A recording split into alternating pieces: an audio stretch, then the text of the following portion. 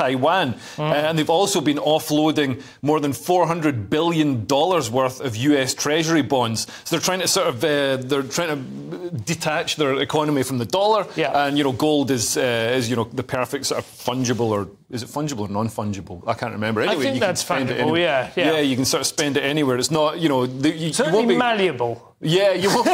It's ductile. It's incredibly malleable and ductile. It must be fungible. Yeah, you won't be sort of, subject to sanctions or anything. No, you can't sanction You can't gold. tell where it comes from. Exactly, Absolutely. yeah. And Ukraine, this comes as Ukraine has shown that the West, will make a big show of support for a country that gets invaded by a dictator like Xi Jinping or Putin, but then we'll get bored and stop supporting them. And also, Xi Jinping is 70. The demographics in China are looking pretty grim for China, so it's not actually going to overtake America. This is probably the closest it's ever going to get to comparative power with America. So this is his only chance to sort of take Taiwan back while he still can. Yes, not that it will cure any of his demographic problems, but it will...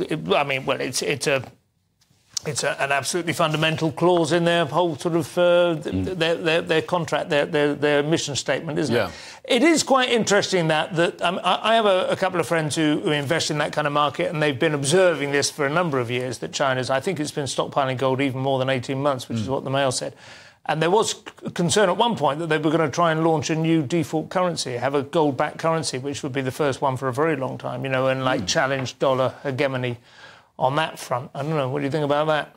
Well, I have no idea about whether they'd be able to launch this separate... It's probably not realistic in terms of the amount of gold you'd need to do that. The other available option is Bitcoin, of course. Yeah. I don't know whether the Chinese have considered paddling into that. I think the idea of stockpiling gold, I mean, it is worrying, and I think Nigel Farage was the face of adverts about buying gold, so we need to look into see who he's going to invade next. But this, you're right, it's the perfect time. This is really the time to be worried, because also there's the cover, the distraction of Russia, the distraction of the proxies of Iran. So this is China, Russia, Iran, get North Korea in there. It's the Creek nations, ladies and gentlemen.